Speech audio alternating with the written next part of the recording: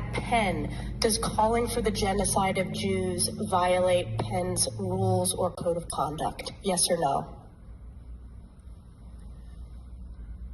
If the speech turns into conduct, it can be harassment. Yes. I am asking specifically calling for the genocide of Jews. Does that constitute bullying or harassment? If it is directed and severe or pervasive, it is harassment. So the answer is yes.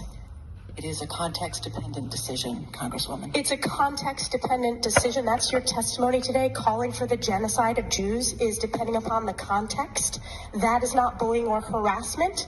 This is the easiest question to answer yes, Ms. McGill.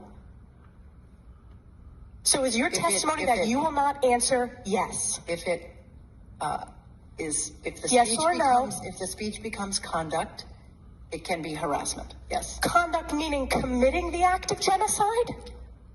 The speech is not harassment? This is unacceptable, Ms. McGill. I'm going to give you one more opportunity for the world to see your answer. Does calling for the genocide of Jews violate Penn's code of conduct when it comes to bullying and harassment? Yes or no? It can be harassment. The answer is yes. And Dr. Gay, at Harvard, does calling for the genocide of Jews violate Harvard's rules of bullying and harassment? Yes or no? It can be, depending on the context. What's the context?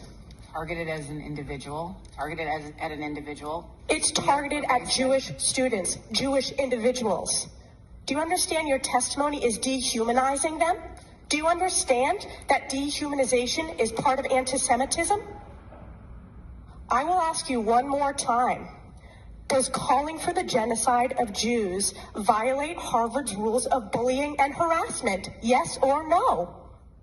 Anti-Semitic rhetoric. And is it anti-Semitic rhetoric? Anti-Semitic rhetoric, when it crosses into conduct that amounts to bullying, harassment, intimidation, that is actionable conduct, and we do take action. So the answer is yes, that calling for the genocide of Jews violates Harvard Code of Conduct, correct? Again, it depends on the context. It does not depend on the context. The answer is yes, and this is why you should resign. These are unacceptable answers across the board.